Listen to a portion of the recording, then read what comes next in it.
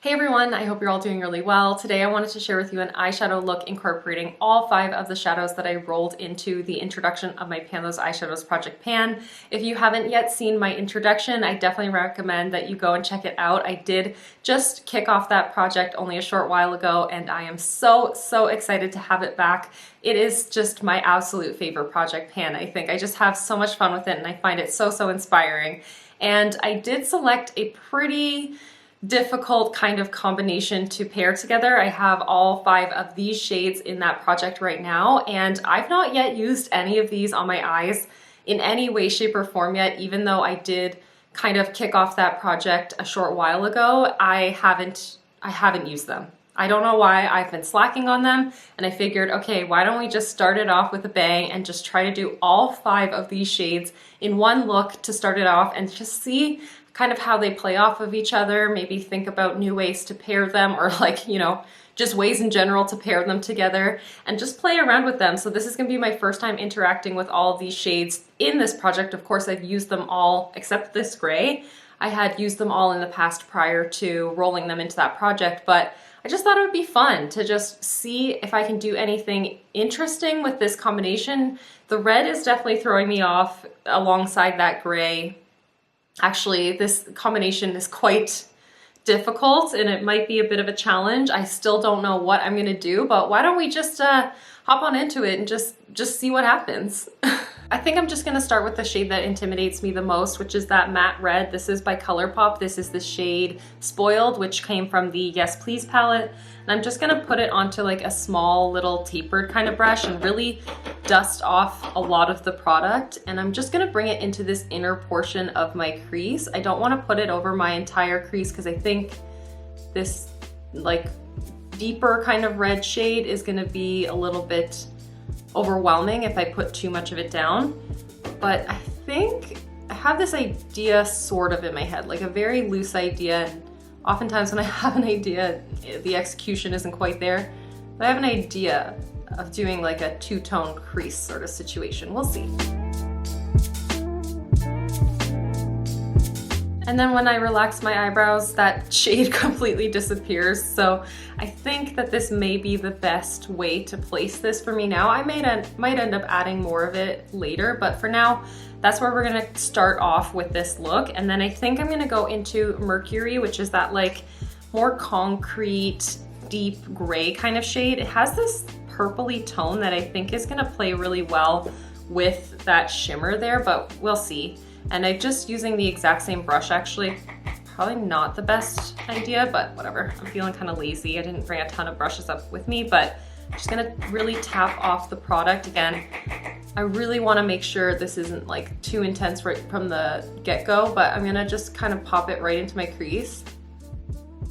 And I'm just kind of placing it down. I find with the Subculture palette, even when you do really tap your brush off, things are super pigmented and very rich. So I'm just trying to give myself the opportunity to play with this and not have to correct myself so much. So I'm just going to intensify this more like an outer V, but elongated because I do have hooded eyes. I really need to like almost exaggerate this in order for product to be seen when I open up my eyes and look head on.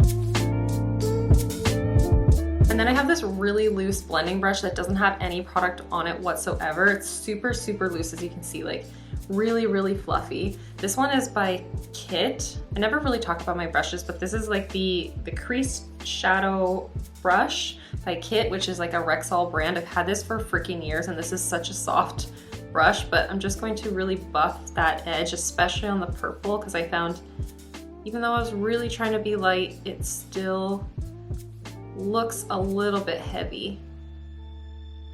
But yeah, that brush really does a lot of work for me for sure. I think this is not looking very even, so let me just intensify that there.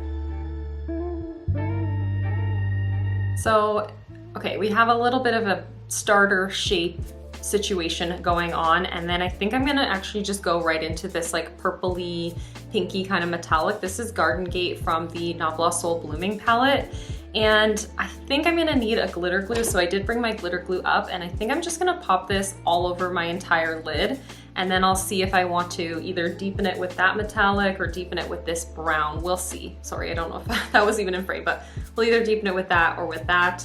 We'll see, but I just want to put Garden Gate all over my lid. That shade is just so pretty, and it has a lot of dimension, but it's not like a super apparent shift. It's more just a very vibrant, bright metallic shade that has a lot of tonal difference within it. As you can see, it's so reflective and beautiful, but I just took a little bit of my e.l.f. glitter glue and I'm just running it between my ring fingers, and I really like to work the product together. I know I've mentioned this before, but that way I can just apply it in a more even application and it doesn't feel heavy or grip really weirdly onto products, I find.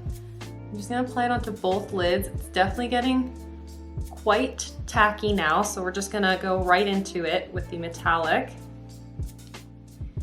I have it all over my middle finger. I'm not on the finger that I applied the glitter glue. And I'm just gonna go right into it. I'm gonna bring this a little bit higher than my crease. Lately with shimmers, I've been like bringing them up higher than I used to because I want them to be more apparent when my eyes are open, seeing as they are hooded, but also because, I don't know, I'm just finding mattes can look a little bit dry and heavy on me, and I think that when I place a shimmer down a little bit higher, it doesn't make my skin around my eyes look so dry. Even though I have hooded lids, like the mobile lid is very oily, and in that hooded spot it gets really like oily, but up above it, lately it's been kind of dry. But I'm just going to pop this literally everywhere, and oh my gosh, it looks so beautiful. And now you can't really see that that red is like such a bold red. I think that looks really good. Oh, I could just wear this and be so happy, but of course we gotta add those last two shades into this look. And now that I'm seeing it all together, I'm thinking that is not a challenge at all. That is actually gonna be a very like cohesive and very like comprehensive kind of color story, I think. We'll see though. And I think I wanna go into this one right here. This is also from the Soul Blooming palette. This is called Caravaggio, and it's like a warm, deep brown shade. And I'm just gonna use that exact same brush. Keep it super simple. It's like a one brush and one finger kind of look right now. But I'm just going to pop this onto the outer portion of my lid just to kind of deepen things up. But I'm really just tapping it because I'm so nervous that it's just gonna get too heavy. Ooh. So I'm kind of just dragging it in, and I'm gonna just cover the outer half of my lid now. I don't know why. That's just how it's going down. So I just applied some loose powder to my under eyes because I'm going to go in on the lower lash line with this shade and Mercury, I think. I think those will pair really nicely, and I really just want to see kind of how they layer and interact with one another. But because these are both very deep shades and Mercury is kind of a very loosely pressed powder, I do want to just ensure that I can clean up the fallout maybe a little bit easier. So I'm gonna go into Mercury first, just because that is the matte color, and I'm just going to put it onto this like smudger kind of brush. I wanna keep it a bit more targeted, so I'm using this smaller brush and dusting it off a little bit on the palette just to make sure I don't get too much fallout. I'm just going to pack this onto the lower lash line. And then I want to kind of connect it up to the lid because I did have a small gap there, and then I'm just going to drag it inwards. And we're going to use the fifth and final shade now on the lower lash line, and it's this one right here. This is such a beautiful color, but I've yet to play with it on my eyes, so I'm really excited for it. This is from the Sleek Eye Divine Perfect Storm palette, or no, Eye Divine Storm palette. I always call it Perfect Storm because the first shade that I used in this palette was Perfect Storm, but the one that I'm using now is called Gathering Storm. And I'm just gonna use the exact same brush, keeping it nice and easy. And this one, I think what I'm gonna do is actually spray it with my Cover FX setting spray just to ensure that it gets really intense. Actually, you know what? I'm gonna try it without it first just to see, seeing as I've never put this on my eyes. But I'm just going to pop it on right there. Actually, it has a lot of impact on its own. And this is a really soft, very, very pretty look, and I don't know why I'm gonna do this to myself, but I kind of feel inclined to intensify the red. I didn't think it was just gonna become like a light pink under there. So I'm gonna just go into this small, like tapered brush and really, really work the product off of the brush.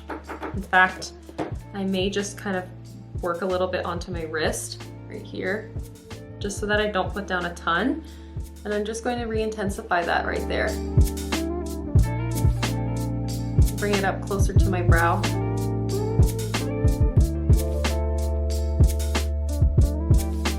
Definitely, if you're thinking about recreating this kind of look, this is not a tutorial by any means, but if you're thinking about recreating this, you do not need to do that whatsoever. I just thought it'd be a little bit more fun. And then I'm gonna go back into Garden Gate, which is that purple metallic. I have it on a little accent brush here. And with this, I am gonna spray it because I am familiar with this formula and it can get a little bit crumbly. So I'm just using my Cover FX High Performance Setting Spray, and I'm just gonna do one little spritz onto the brush. Kind of shake it so it's not like saturated, soaking wet. And then I'm just going to pop this into that inner portion of my lower lash line. Actually, we'll just pull it all the way around the inner corner into the tear duct too. So now that I see it, I'm like, yeah, I want that. I want more of that.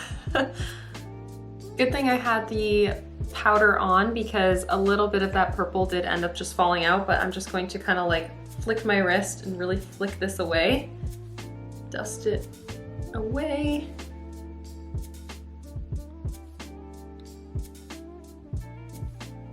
And I think I'm just gonna use my middle finger again to kind of just amp up that purple in the central portion of my lid, because I may have just eliminated a little bit of it in the blending and layering situation.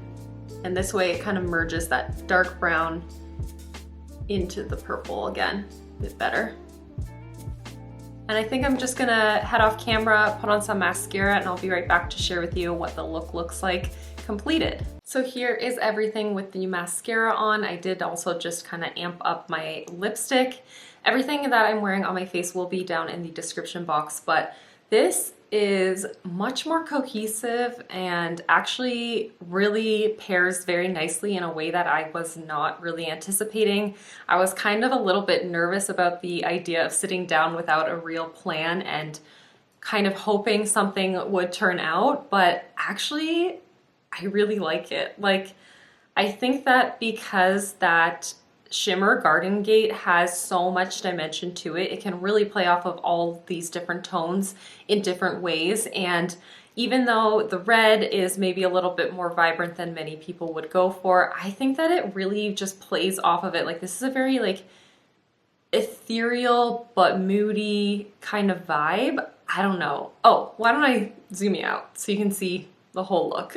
Yeah, as I was saying, it's kind of like a soft version of like a punky emo kind of color story, and I have found this really intimidating, and I think that's probably why I haven't yet played with these eyeshadows. But oh my gosh, I really like the way that this came out. I really like this color combination as a whole, and now I'm starting to think like there's other ways that I could play with all 5 of these shadows and create an entirely different vibe, totally different look, just utilizing these 5 shades yet again. And I may do that off camera on my own a few more times, try to play with all 5 shadows, because this was really fun. I really did enjoy it, and I can't believe I've not yet done this in my Pan Those Eyeshadows series in the past 2 years. This was so much fun.